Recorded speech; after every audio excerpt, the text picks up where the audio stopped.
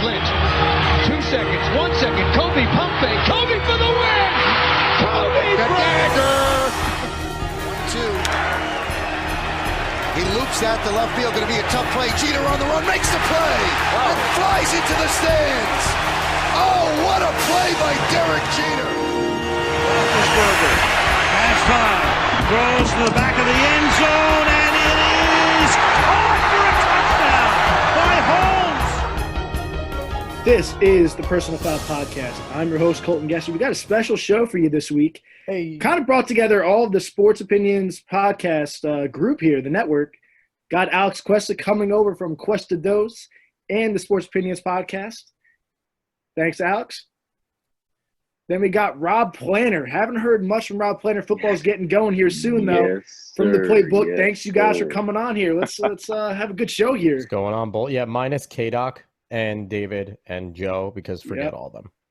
Yeah, I wanted to get different views here on this. I know me and Alex talked about this topic yesterday, and I said we got to turn this into a show. Right now, a lot of the big recruits in the NCAA decommitted or didn't sign, and they're going to the G League. Isaiah Todd decommitted from Michigan, going to the G League.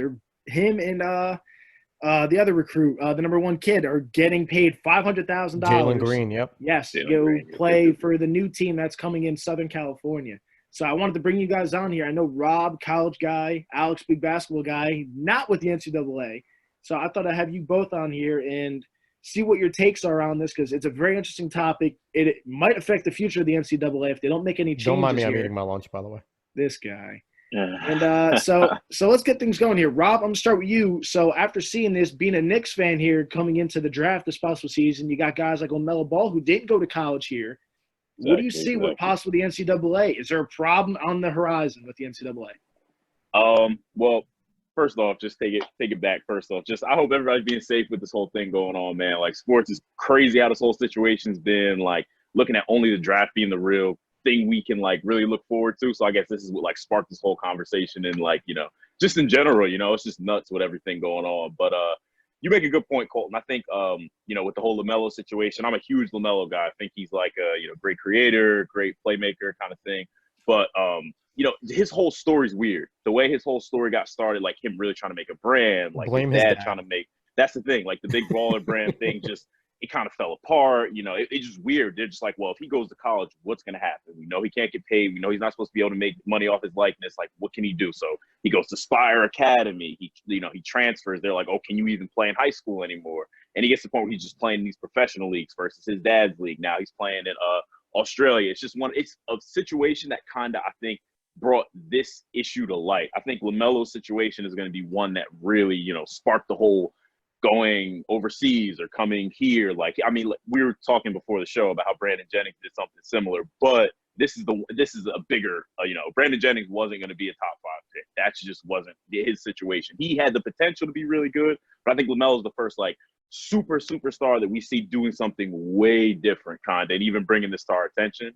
So, you know, being a Knicks fan and seeing this come out, you're kind of like, well, do you want LaMelo? Do you want Cole Anthony? You don't really know, because it's not like they're all playing on the same stage. There's the days are long gone of 4 years and you get to see all these guys for 4 years and see, no, it's, well, you know, he's playing in Australia. He's playing in the G League. He might be playing against college competition. So honestly, it makes NBA scouts' jobs so much harder, because you don't know who the number one is. You just don't know. There's no way to really tell who the best player in the nation is coming out anymore. It's just going to be how it is for a little bit. That just might be what we're dealing with.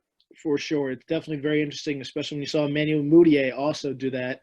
He was committed to SMU and decided not to and went overseas and played, and he hasn't really turned into much of a prospect here in the NBA. He had a good season last year, but hasn't turned into what everyone thought he was going to be coming over. Alex, I know you have a very, very different take on this. I wanted to hear what you thought on this whole thing with these players.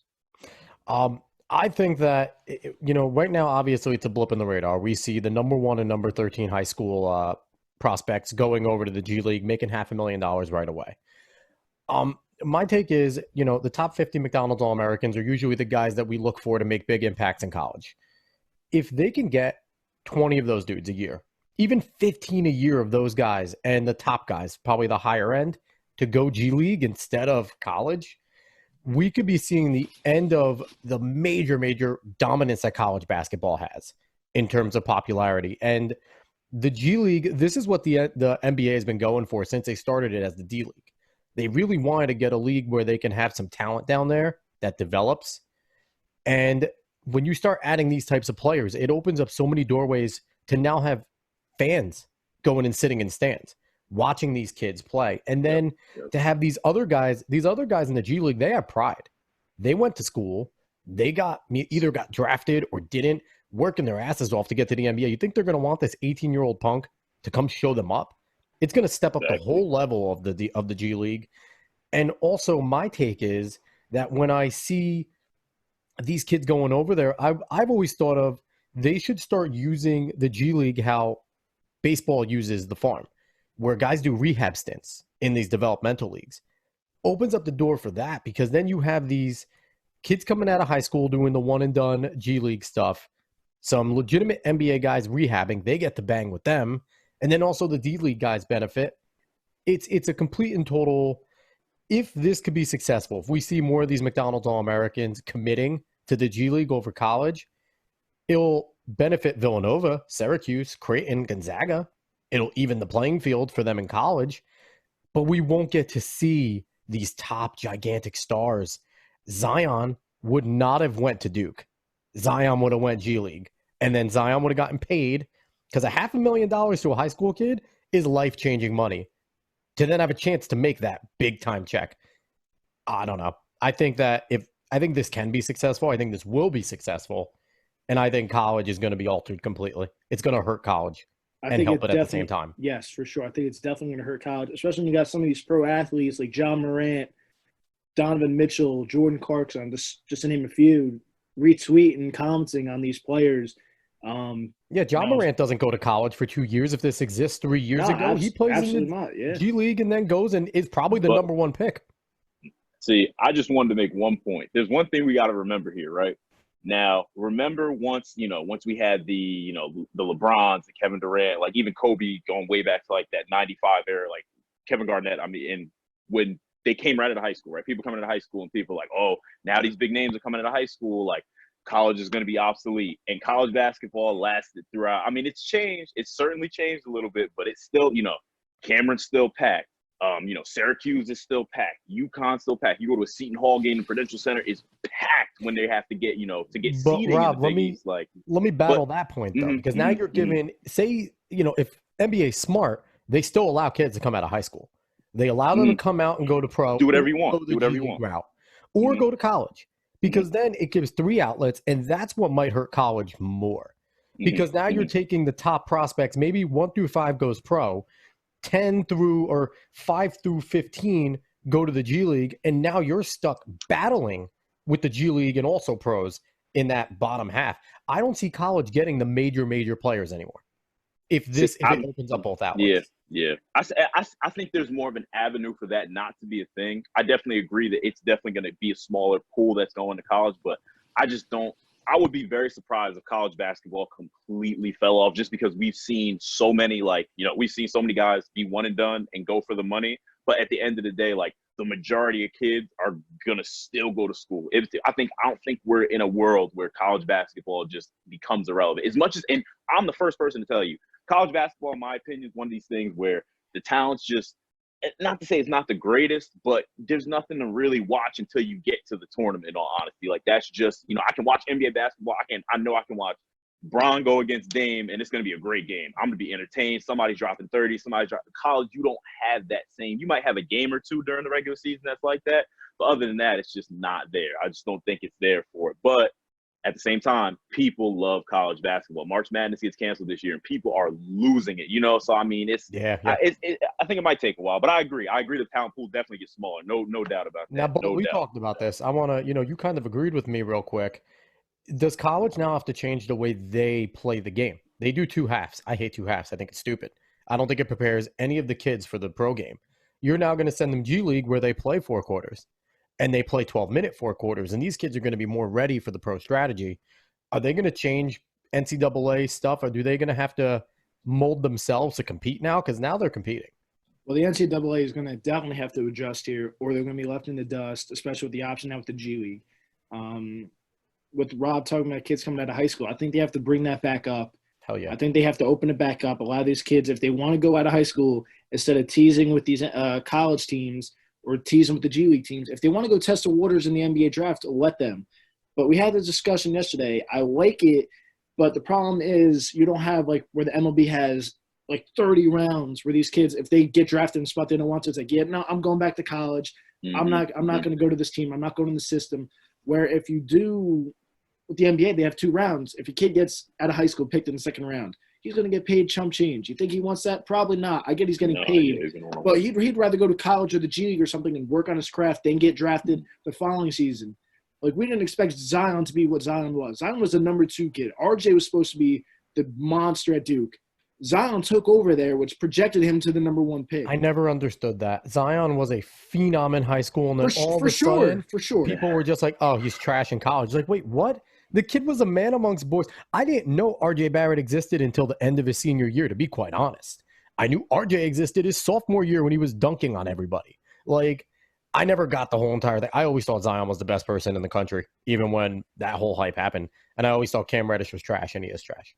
So. Yeah, I thought Cam Reddish had a good season for the Hawks this year before. Yeah, he's a good little. He'll get his. He'll get his. He's a good. He's a nice Trae shooter. Young had a good season and made everybody else better. Let's be honest. My goodness. Yeah. All right. So let's stay on this. Let's stay on this before we go into Trae Young, NBA boy. stuff. Let's Jeez not talk about Louise. Trae Hey, Young. Trae Young is a factor. He's a one and done. He's a one and done guy. He's a Trae part Young. of this. He is the franchise, boy. So He to get us back on here before Rob Plenty goes on a tangent here with Trae Young at here is, so the NCAA has a rule where players like Michigan has it right now. Isaiah Livers and Franz Wagner right now are testing the NBA waters, pretty much see where their name's going to end up on draft day if they decide to go to the draft.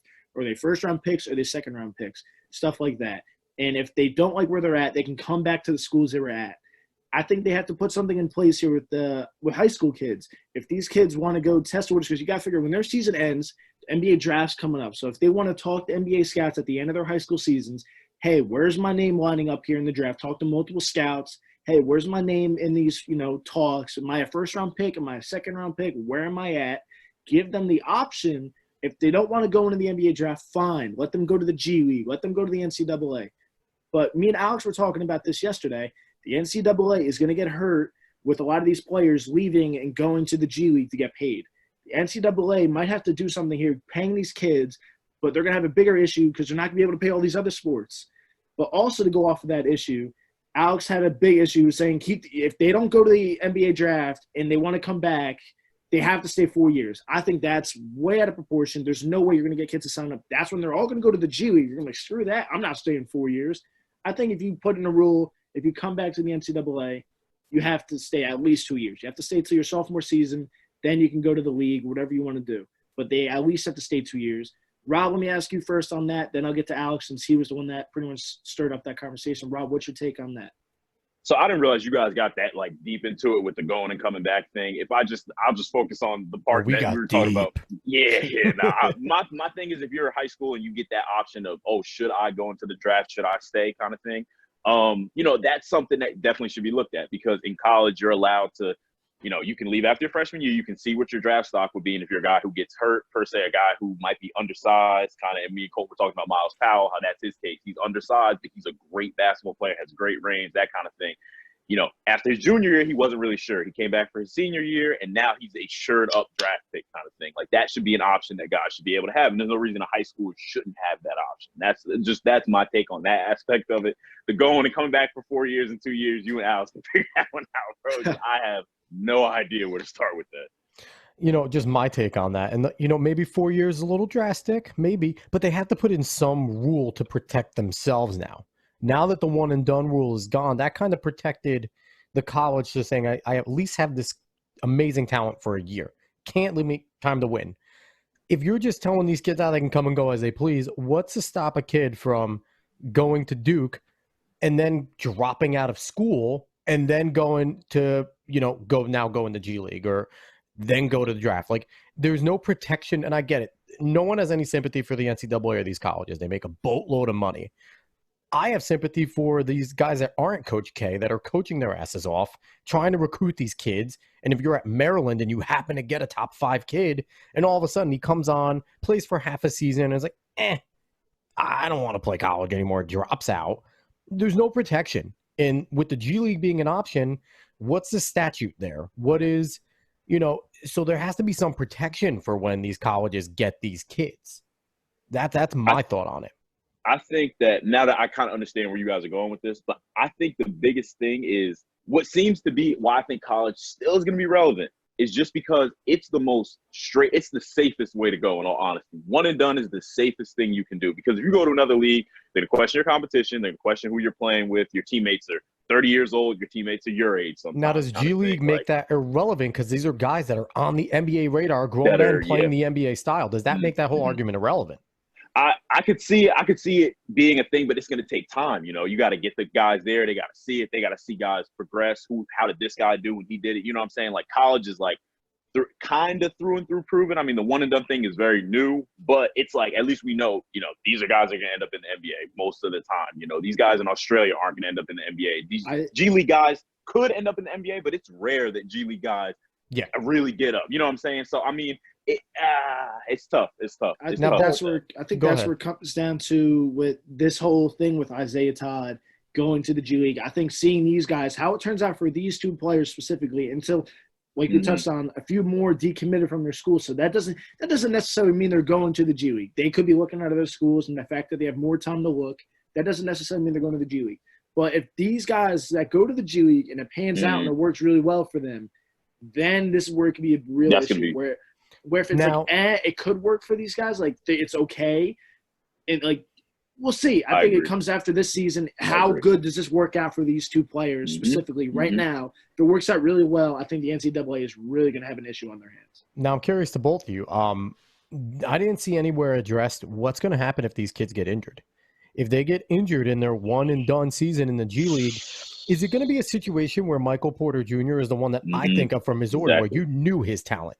Yep. You knew he was an NBA kid. It didn't matter that he only played like 5 games. You saw it in those games that he was a monster. Is it going to be a situation where they're just like, we already know his talent, so he's going to get drafted high anyway? Or is it going to be a situation where, he tried, thanks, bye? Like, what they have to put in, I think, a protection for the players there.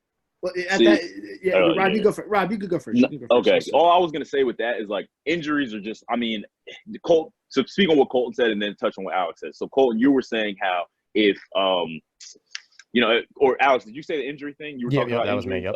Okay. And Colton, what was your point that you had made? I was on the injury thing with before that? Just go off the injury. Just go off the injury. I got you. You were saying how they develop kind of thing. So let's say LeBron goes into the D League and this was an option way back then. Do you know how many players will be going to the G League because he became this after he did all this, that kind of thing? Like, and if LaMelo ends up being a superstar, then way more people are going to look at like the other league option kind of thing. So really, whoever becomes the best career player out of all these different avenues, whatever the most successful like build is with these players, I guess, that's what's probably going to become most popular kind of thing. But injuries screw that all up. Michael Porter Jr. is a bucket. Like, we know he's talented, but the fact that he, got injured, I mean, screwed him. It just is what it is. Like, that literally kind of just put a crazy damper on him. It's like, injury prone, this kind of, injuries are just something that could ruin the whole thing. But in a perfect world, nobody gets injured and we just see who the best basketball player is. That's the thing that starts getting these number one guys as I'm doing this. I think that swings the scale. It swings the scale depending on how they develop. Does this become a thing if we have Jalen Green or whoever else goes there? If they play their 1 year and then all of a sudden it's like they're a top 5. They're a top 5 pick. Bona fide top 5 pick. Does that change the game completely? But they were expected to be top 5 picks, Alex. These are the number 1 kids in the nation. When you're number 1 in the nation going into college next year, you're like projected to be a lottery pick. But they're not at a blue blood. They're not at a Duke. They're not with a proven coach. They're not with a Beeline. They're not with a. The coaches have as much to do with the way these kids get picked as they. Listen, you have kids. I have the list of one and dones. I sent it to us. There are kids that went out from college just because they were from Kentucky. Or just because they were from Duke. There's guys that I had no idea who the hell is Jared Vanderbilt from Kentucky, 41 pick in 2018. Who the hell is he? Rob, you're a basketball guy. Who's Jared Vanderbilt? Like, you know what I mean? Like, that's the thing. These kids but get you've also drafted seen because they're on, blue bloods. Yeah, but you've also seen on there, I saw like recently on your list, Marquise Chris was a one-year guy from Washington. How's that panned out for him? He's been a guy that's bounced around the NBA. No one wants him. Exactly, So, but and Washington, you look up and down the list though. There's some surprising teams. No, UCLA, of course. Washington have had a lot of one and dones. UNLV has had a ton of one and dones. Where the hell Ayton do they was have one and dones? Who was Ayton? Ayton was one and Ayton done. was one and done in Arizona. Well, the problem also there was Arizona had a scandal. He wanted to get the high heck out of Arizona with that stuff going on. Ayton just pissed me off because I'm an Arizona guy, and Ayton decided that he just didn't want to carry the team in the conference in the NCAA tournament. I still have a grudge against DeAndre Ayton. Okay. All right, so to go back, I know what Rob was talking about, what I mentioned beforehand. So with the injuries and stuff, it's pick your own poison. You saw it with Joel Embiid. Joel Embiid was a top pick in the draft, and took a chance on him. Yep. He didn't play. And you just saw with Michael Porter. Michael Porter could have came back to college, dominated at Missouri, and would have been the number 1 overall pick. That's the price he paid with just going into the draft. Was he still a top 15 guy? For sure, and he's going to be a steal for the Nuggets. A steal. But that's the price you're going to pay with going into the G League if they get hurt. But hold on, before you get into your next comment, I paid attention a little bit. Isaiah Todd was on ESPN, I think yesterday or the day before. He had a very interesting comment. I'm shocked no one questioned it. He said he was going to the G League because it's NBA talent, NBA coaching staffs, NBA That's scouts, rehab, and all that stuff. But what I thought was interesting, he was committed to the University of Michigan. Juwan Howard was an NBA assistant for 20-something years. He was in the NBA for how long? That is a guy that's been in the league. He knows what it's like to train as an NBA player. He's worked with the Miami. He's worked with LeBron James, Dwayne Wade, all those guys. So hearing him say that, I thought that was a very interesting question and answer from Isaiah Todd, where the guy from ESPN didn't ask him another question. Like, you were going to Michigan with Juwan Howard, who was a proven NBA guy, an assistant in the league for Eric Spoelstra and Pat Riley for the Heat. Why did you all of a sudden decommit from there when you have a coach who was in the NBA? So it's very interesting. I just wanted to hear what you guys would think on that, because he was going to play for a coach that played in the NBA, was an assistant coach up there for the Miami Heat, looking for possible head coaching jobs in the NBA, but decided to go back to his alma mater in Michigan. So that's what I thought was very weird question and answer from Isaiah Todd, because he was going to play for a great coach in Michigan. And a lot of these coaches are good. We had this discussion with Krzyzewski at Duke. It's like, so you can go play for a guy in Duke or go to a G League team with guys that are NBA coaches in the G League. But at the same time, Krzyzewski's coaching the best players in the NBA in the summer with USA Basketball. Just wanted to hear what you guys thought on that. Rob, you mind if I jump real quick? Go ahead. Yeah, I got a point with this. With what his answer was, the thing that I think I got out of it is, number one, these guys are all potential NBA prospects in the D League. Yes, they all don't get picked, but these are all guys that are men, play the NBA style, which is something. And also, again, the style of play. They play 4 quarters there. All of these coaches are from legitimate franchises. You can argue that Juwan Howard was a Miami Heat assistant, but he's now coaching a college style with a bunch of college kids.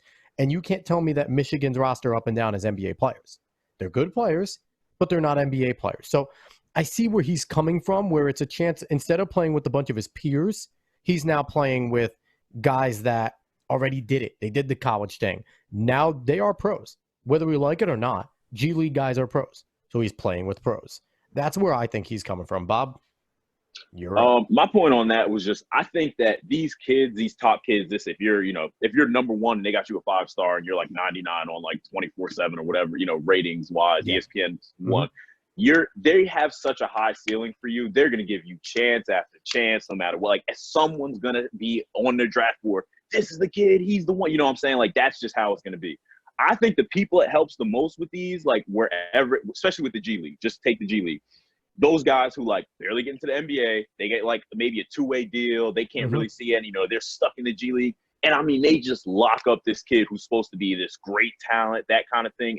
But there's more of them there, So they lock up a kid who was projected 1, 7, and 9. Let's say there's a guy who locks up Green and Todd this year. He's going to get a look on an NBA team. It's going to help him out. I think that the people it helps the most is definitely these guys who just get stuck in the G League forever, even though they're NBA talent. Like, look at Pat Beverly, that kind of thing. He had to just prove it night after night after night, and he finally got a chance to come back up and then he proved it in the NBA kind of thing. But, until you can lock up some guy that they have slated as, the Messiah pretty much, then they're not going to give you a real chance. I think that's why it helps the G League a lot, just the guys who get stuck there, because that's an awful situation to be in, to be stuck in the G League. See, an idea for me, we were talking about the injuries. Say a kid gets injured, like a Michael Porter or Joel Embiid, and he's on that one-and-done G League track. I think for the next year, he should go under a kind of waiver wire where a team can now grab him, pay him again, and he's an automatic two-way player. Automatic two-way. So you can continue to develop him, and he can come play on the NBA roster. He can get a chance to show, because these two-way guys, we see a lot of two-way guys, when their 10 days go up, if they show out, they get signed to that roster. There's been a lot of guys. And Rob, me and you are been fans of teams that have been, the Knicks have been doing this lately. The Nets did it on their whole rebuild. Maybe the Lakers didn't do it because the Lakers are a bunch of, mamby-pambies that only want the boost. But overall, I think that would be the best way to make up for these guys if they get hurt. You're guaranteed two-way on a waiver wire. It would be fair, because we talked, Colton, about it not being fair with all these teams possibly being able to grab up all these great players in the G League if there's no real rules. Make it a waiver wire thing. They can go, they can get on a roster, they're an automatic two-way, and they also become a tradable asset. If they do play well, but say the Heat don't need another small forward because Jimmy's there, Hero's there, but you have this bomb kid, you picked him up off the waiver, don't know what he is, you sign him after his 15 days, he's banging, he's a potential superstar, you can go out and get a good pick. I think that would work. It would help these kids. It would give them a protection. So if they do get hurt, they still get a shot. Well, this is where it comes down to I still don't like that idea at all, because good teams are going to stay good doing it that way. This year you had such a twist in the NBA draft. Everyone's like, if the NBA was cheating, the Knicks are a huge franchise. The Knicks would have been the number one pick to get Zion. You had smaller franchises up there in the lottery with the Memphis Grizzlies and the New Orleans Pelicans. If you were to have the Lakers up in the lottery, the Lakers got boosted in their lottery pick anyway this year in the draft. They ended up being 5 or 4, I forget what number it was, which ended up they traded for Anthony Davis. But if you allow these players that are top picks, they get hurt in the G League, God forbid, and allow them to go to a waiver wire, there's no way that works. Because darn well all the top teams are jumping in on that. It's just like Micah Porter situation. Yeah, but all the waiver wire makes it prevents them from grabbing everybody. You could still have the Knicks going up against the Bucks and say the Knicks have priority and they want to grab Jalen Green, who just got hurt. And we know Jalen Green is a great player. Yeah, but they now have the chance to play him. Yeah, but my point coming down to this is with the G League, no one cares. It's like AAA, AA. They don't care about winning. The Lakers are not getting any plus from them winning. So clearly, if they're going to sit on the waiver wire, they're never going to touch any solid G League player that got cut.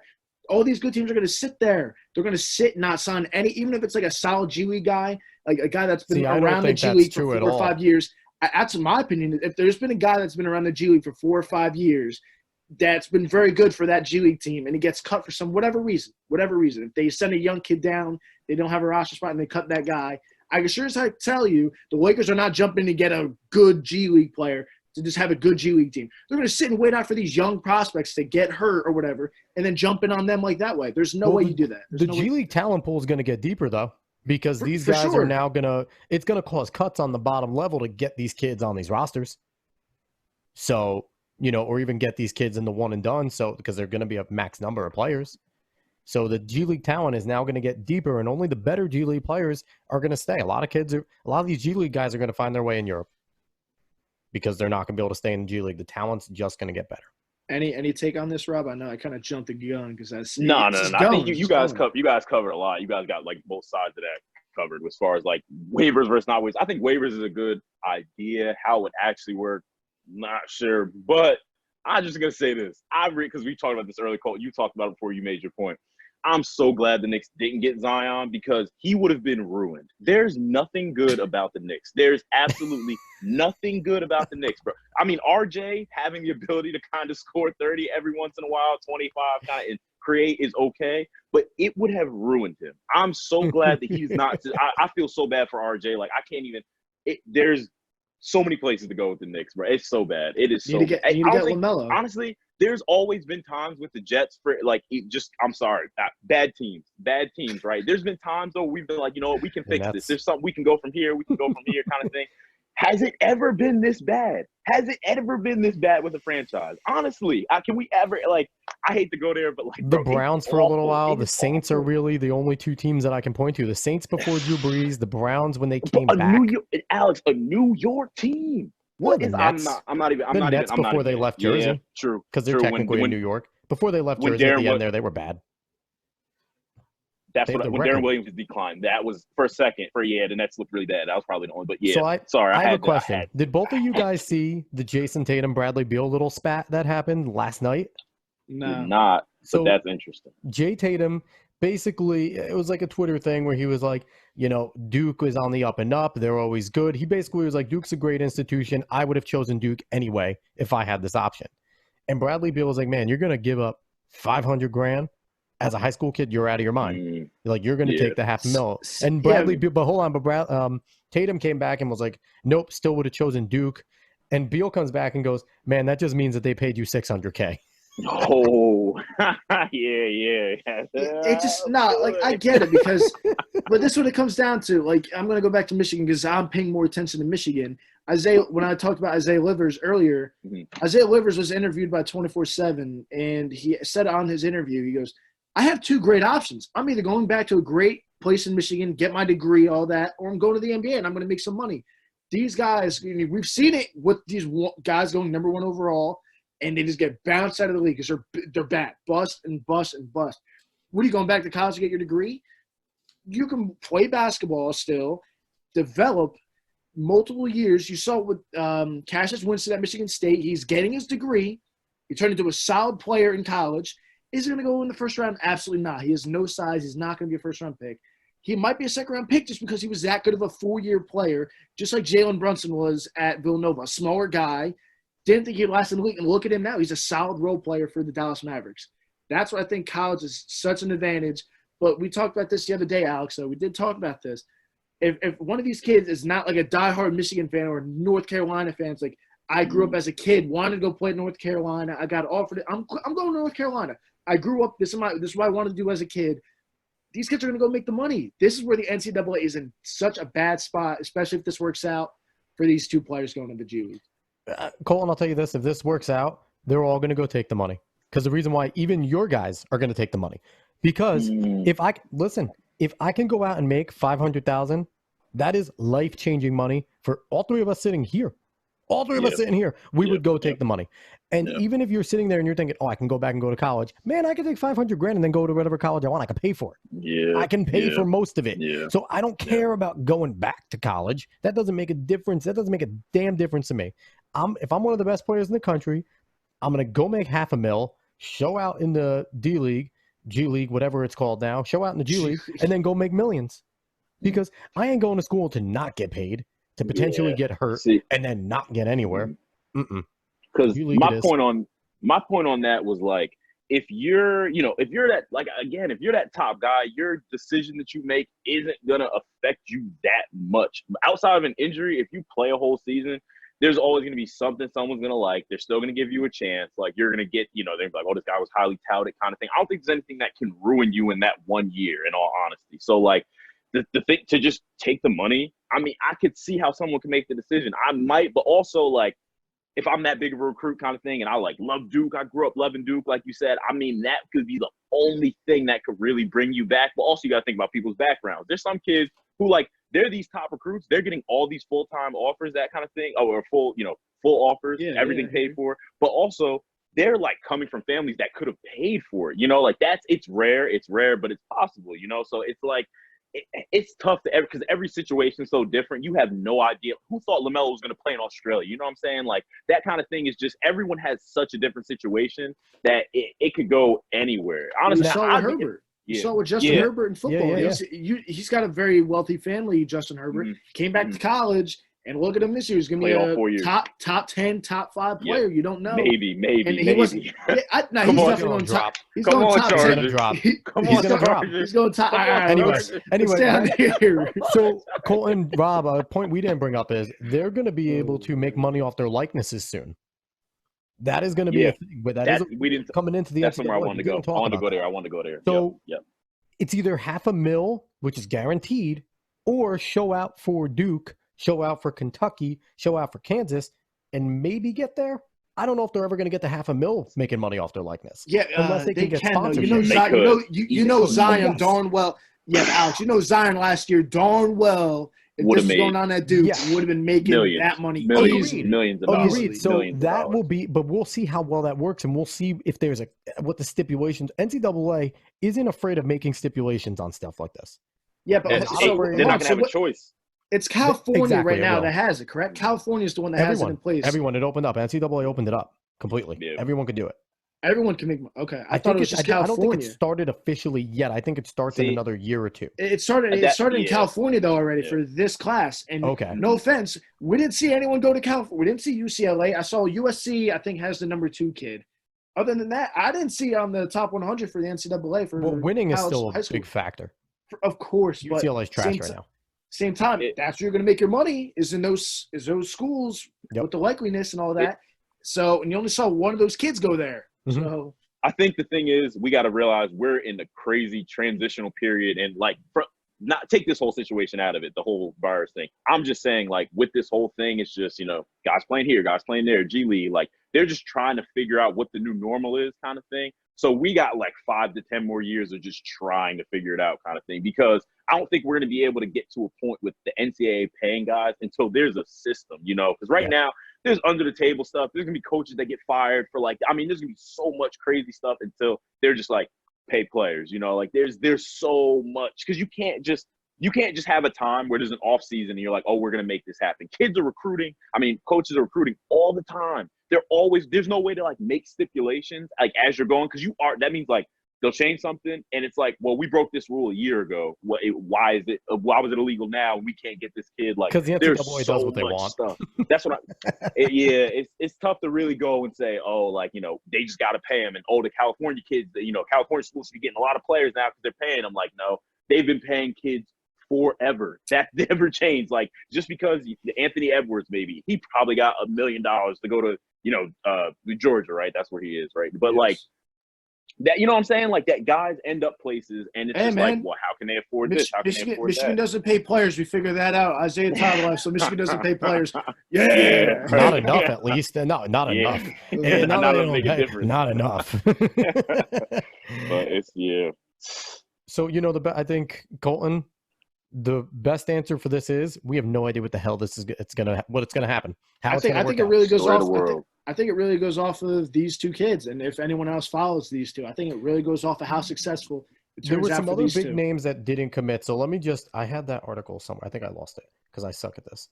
But there were like 3 or 4 other big names that didn't commit yet, and it's pretty late in the game to not commit. So I think that it leans for them either going international or G League. I don't think it bodes well for college that these kids haven't committed to a major school yet. So we'll see. And I'm waiting to see more decommits because 500,000, 0. Greg Brown is one of the only left in the top 10 that hasn't done anything. Greg Brown's a power forward, hasn't committed anywhere yet. He's got quite a bit of schools: Auburn, Kentucky, Memphis, North Kakalaka, and Texas. The G League, by the way. The G League. I hate you. But I'm going to be interested in 4 to 5 years if this is successful. And that's the what G it comes League down to. competes. If I would like to see 4 to 5 years when we're doing another roundtable like this and we're debating, all right, who's the real number 1 pick? So-and-so G League standout or so-and-so from Kentucky who is the number 1 college kid right now? Which one is your legitimate number 1 pick? I think that's going to be fun. No, I think it'll be fun to do, but I'm just my feeling here is that if the NCAA can figure out some kind of way to get these kids money, it doesn't. G League doesn't matter. Overseas doesn't matter. NCAA is king again. If they can figure out any kind of system where you can, because they've already been doing it. They've been doing it, and guys get caught and guys don't get caught. Like, that's where we're at. So if they can figure out a way to do it legally and everyone's like, which good luck with everyone being happy, but like if they can figure this out, it's king by far, no questions asked. But that one and done is just. That's what it comes down to. It's very crazy to think because, like we were just talking about earlier, I mentioned with these kids coming out of high school, if you're the number 1 high school kid, you're pretty much projected to go number 1 the following year in the NBA draft. It's pretty much just like what it is. It's like, the projected number 1 overall pick is you're the number 1 kid in high school that season. So go give me my money. Give me my money right now. The problem is that's what's going to be the big issue with the NCAA. Yeah. It's like, okay, I'm going to pay basketball kids, but football kids, since there's nothing where you guys can go to for football to go venture off to like a G League for the NFL, you're screwed. You're going to have to go to college. But they can make money off their likenesses too. It branches out to all Division I sports. But likeliness, as we touched on, you're not going to make $500,000, most of these players, in likeliness. So they're going to go to the G League and get paid that money. So that's where this is going to come down to. It's going to really come down to Isaiah Todd and Green, how it works out for them in the G League this season. And if it works out, there's a problem for the NCAA. If it doesn't work, where these kids are still lottery picks, but they're not like blowing it out the water, like they're, their stocks are going through the roof, like they're slaughtering these G League teams. I think that's where it becomes an issue for the NCAA if these kids succeed and it works really, really well. I think another thing too is like the TV time is like you get way more TV time in the NCAA. Like, I mean, people are like, just because Cole Anthony was playing, people are watching. North Carolina's going up. If LaMelo was on a team when Lonzo was on UCLA, the TV ratings are up. Like Zion on TV was a thing. Yeah, but the kids aren't making the money though, Rob. Yeah, but kids aren't making money though. But you think TNT's not going to jump on for the game that Jalen Green premieres with in the G League? They might. But what I'm saying is, we would have to. We'll see. We'll see what happens. This is going to be like Summer Ball. Yeah. This is going to be back when Summer Ball was all over ESPN and everywhere, and we were all locked into Summer Ball, which I didn't get. Hopefully. But at the same time, though, with that, Alex, with Summer Ball, we're watching guys on our teams, though. These kids aren't on any teams. Which is better. It's a mystery. Where are they going to go? Is this really the best kid in the country? No one's fans of G League teams, though, Alex. No one's a fan of it. Oh, my gosh, I'm a fan of the new Southern California G League Long team. Island Nets, baby. Long Island Nets. Nobody's going to watch. No one's going to watch these kids. But at the same time, these kids don't care. They're getting paid. Do you think these kids care about being on TV? I don't think so. When they're going to go number 1, number 2, whatever they go in the draft, will be watched. This is what I got to think. This is what I think. It depends on how big you were. Like Zion was huge coming out. We knew he was huge. People wanted to watch him. LaMelo had the whole ball thing. LeBron was huge. Like we knew about these guys in high school. Jalen Green, no. Todd, no. It's not. They don't have that magnitude. You know what I'm saying? They can't just bring people that way. Like they're gonna watch him, and if he's really, really good, if Green comes in and he's dropping 40, 50 a night in the G League, like that kind of thing, then he's gonna turn into that guy. But unless he was that guy, and we're like, oh, his first game, I'm watching. Like if LaMelo does this and he's the first G League guy or whatever, everyone's watching the first game. The first game has crazy numbers. They were watching Facebook streams of his games when he was playing in wherever with his brother. All right, can we talk about LaMelo, though? We're watching LaMelo because of Lonzo and his dad. And then we noticed he was good. If Lonzo and his dad don't exist, his LaMelo Ball is a top 5 prospect, but he's not LaMelo Ball. Yeah, no. And again, it was marketing. His situation. It was his situation in the marketing. Zion's jumping over kids, like 3 kids in high school. Zion did it through talent. Yeah.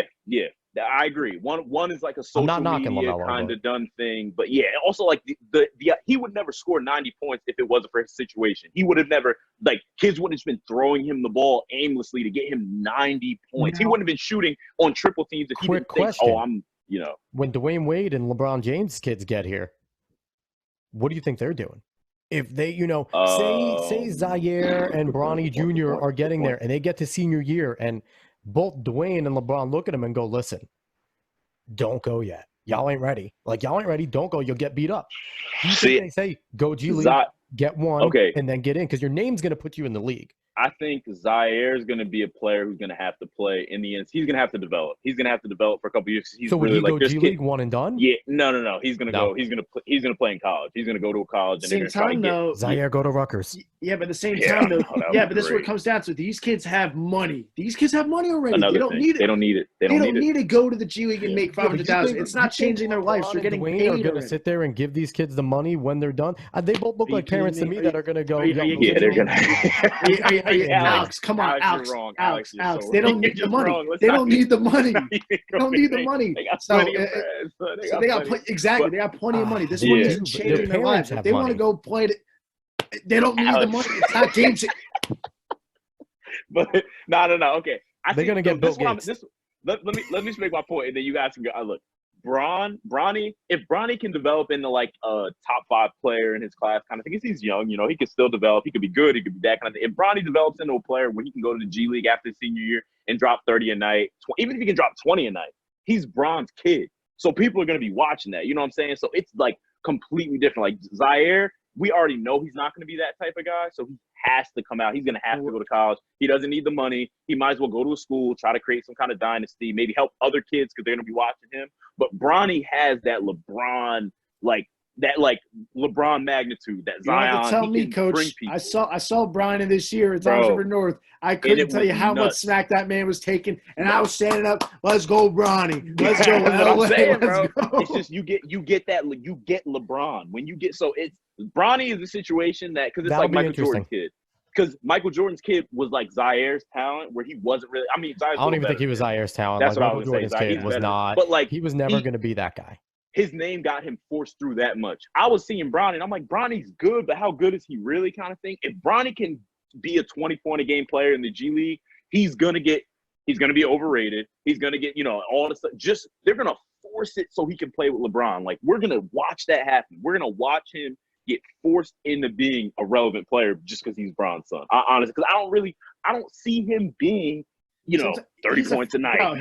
Conspiracy theory. LeBron James. I know. LeBron James pushed this to happen so that his son can go to the G League and become a star in the G League and then go play with him. This is LeBron James conspiracy. But also, LeBron LeBron knows that he can kind of there's so many politics that are involved with sports. Like, they're gonna he can kind of force it. That's almost how big of a thing LeBron is. Like, he can kind of force his son to be relevant in the NBA. You know what I'm saying? Like, that's almost possible.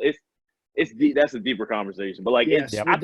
I think it's possible about this again. With Bronny, because you're saying, because Cole, you were saying Bronny's a freshman. I get it, but there's freshmen who, when you see them, like Scotty Lewis, for instance, when we saw Scotty Lewis as a freshman.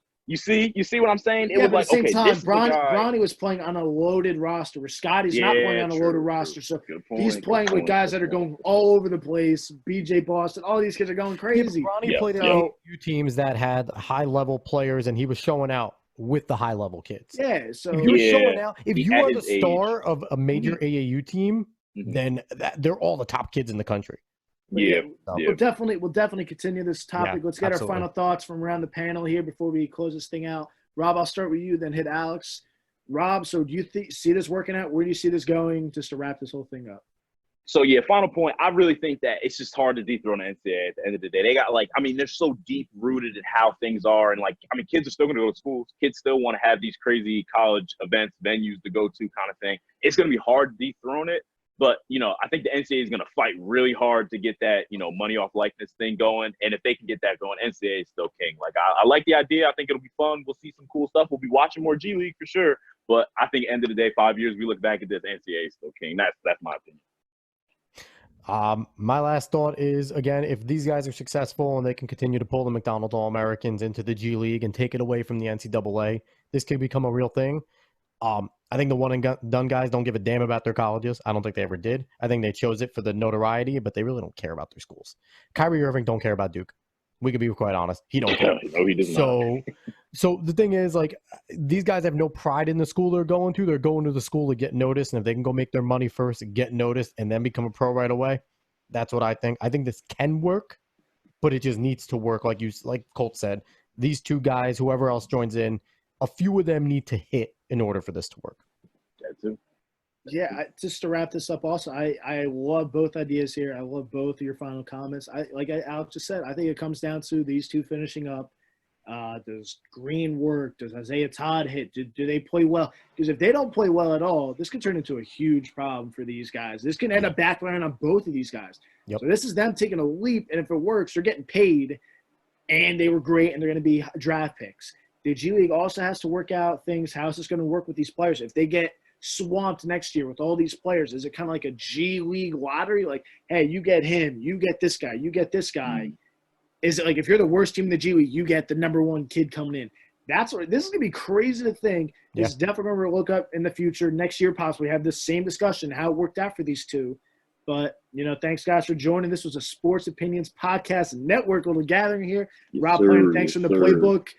No Rob's going to getting back going here soon. Football draft starting next week.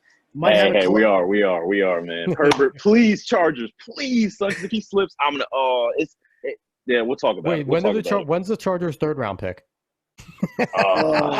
Chill, bro. Like that just honestly, if he slips that much, it might be good for him. It honestly, we'll talk about it. We'll talk about it. We might have a show this week, Monday, Tuesday, Wednesday. We might have a pre-draft right show. after the draft.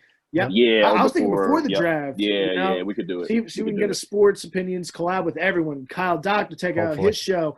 Ooh, Joe, see if we can get Joe going. Get Dave from Cuesta on. But Alex, thank you for coming on. You can check out the Sports Opinions podcast. You can find them on Twitter at Sports Opinions 30. Alex, thanks for coming on. Absolutely. You can find the Personal Foul podcast at foul_podcast on Twitter, and check out the Sports Opinion Podcast Network. That's a wrap, boys.